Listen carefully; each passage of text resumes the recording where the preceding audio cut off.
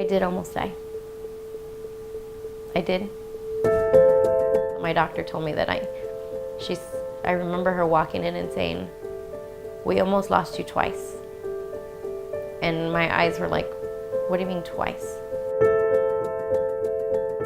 This is a women's healthcare crisis.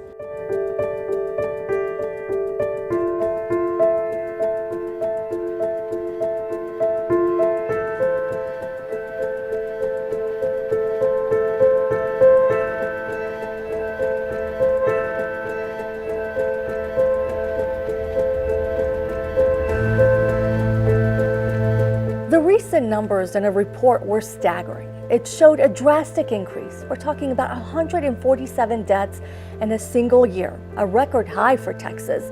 Now, that startling statistic forced the Texas Health and Human Services Commission to react. So, the state agency created a new way of looking at the numbers and found they weren't that high, leaving only 56 women on the list. I'm Sarah Feek. And I'm Marzo Dos. We wanted to know what happened to the mothers erased from that list. Don't their deaths matter? And are the numbers truly getting better? Couldn't their stories still help future mothers from becoming statistics too? We met in 2011, got married in 2014, and then enjoyed married life as much as possible. We knew we wanted to, we weren't quite sure when. We knew it would just kind of happen, and then I think and then it happened. Yeah. And we were surprised with twins. I was very excited and then nervous when I found out I was having two. Our goal date was February 5th or 8th. So January 17th, I went in for what I thought was going to be a routine visit. And I remember the doctor looking at me and she said, "And I think we're going to have the babies today." And I remember telling her, "No, we're not having the babies today. Like, they're not ready, I'm not ready." At some point, the room fills out with doctors, and I'm getting worried because there's a lot of people in the room, and really, they're moving around. They look a little anxious. So then I got anxious, and I asked the doctor, "Is she okay?"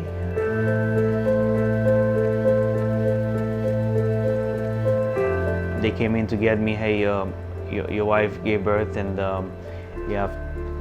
the kids are fine, and they're, finishing up the surgery."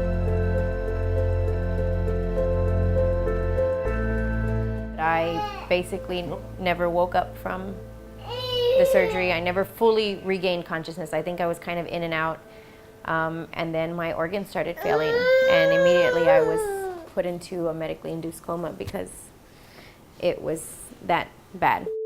Leah was diagnosed with HELLP syndrome, often linked to the more common condition, preeclampsia. It causes high blood pressure, severe swelling, and can be deadly. I was in the ICU for About 10 days.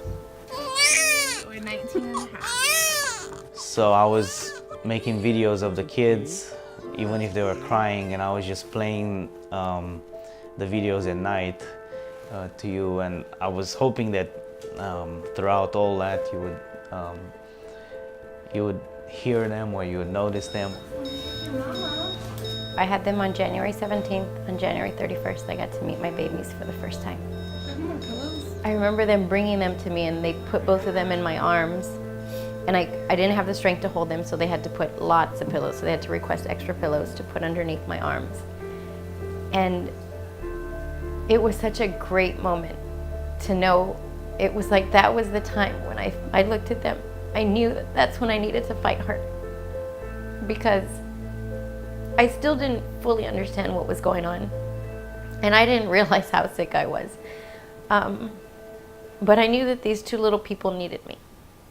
Holding them, and when I first started talking, my voice was very shallow from being intubated for a really long time, so I practically whispered.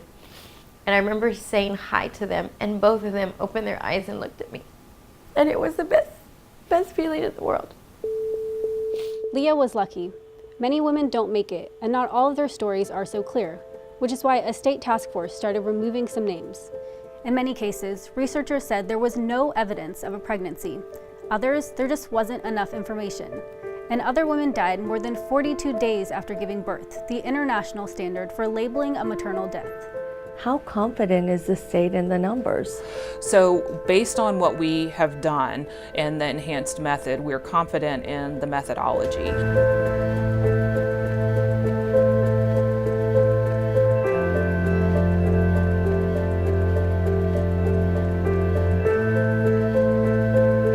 When we do additional data analyses, we do extend that time period because we know that there's additional information that's very important that can help us in the work that we're doing. We know that one death is one death too many. So we know that there is work to be done and we know that we can do better. I had a blood clot in my lung, apparently, and I stopped breathing. It's like one moment I'm in labor and the next moment I wake up and my son's there and I don't remember really what happened. I was 1 year postpartum and I was 34 years old, and all of a sudden I had the signs of a heart attack. I was terrified. I didn't want to fall asleep even though I was exhausted because I was afraid I wouldn't wake back up. My experience was a little shocking.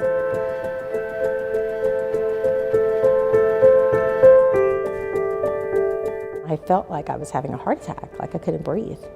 And I had to scream, I had to beg for help to say something is wrong, I'm not gonna make it. I literally could have died from that. I could have gone into full cardiac arrest. And I would have been one of those statistics. And so when the report came across my desk, my freshman term, it really was very riveting to me. It's shocking that we still don't really have the most reliable data in Texas. And so that's one of the things that I'm going to be working on next session, is trying to create a centralized data registry.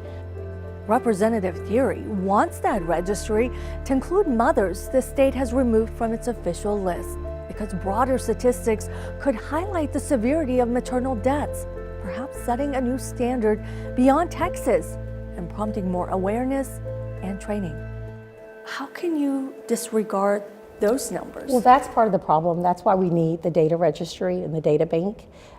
Right now, if a woman were to pass away 43 days after she gave birth, that's not considered a maternal mortality, even if it was a pregnancy-related death. I've got a bill right now. I've got legislation that I'm requesting. My office is working on this as we speak. What I want to do is, I think something bold has to happen. We have to have cultural competency training starting at our medical school levels all the way into our current profession. One of the most important things we found, and I want everyone to be aware of this, is that the majority of the deaths, whether the women were Caucasian, African American, Hispanic, Asian, the majority of the deaths were preventable. All right, guys, we've got 1 more minute in this round. 1 more minute. I was never sick. I was active. I was a fitness instructor, nutritionist. I mean, I did everything by the books. Here we go, guys. I never even considered dying. I never thought that I could get this sick. I mean, I never thought that I'd be fighting for my life. Yum. I'm not sure it could have been preventable, but I think it might have not been as severe. If I was educated on what to look for, and sometimes I wonder, like, why me? And then sometimes I think maybe, not that I was supposed to go through it, but now I'm getting to educate other people. Lawmakers are considering Representative Theory's bill right now in the legislative session. Now, keep in mind, all those numbers that we mentioned were just from 1 year, 2012. The state is now looking at deaths in other years to see if those numbers will change too. This year, the state is also rolling out a new system with an extra verification step that prompts anyone who fills out a death certificate to confirm a pregnancy before submitting a death record. Now, we work with ProPublica to find the women you met in our story. You can help other mothers and the state better understand this problem by sending us a video diary. Maybe you've had a complication with pregnancy that risked your life. Or maybe you know someone who died after giving birth. Upload your video now on the homepage of KXAN.com. We hope to hear from you.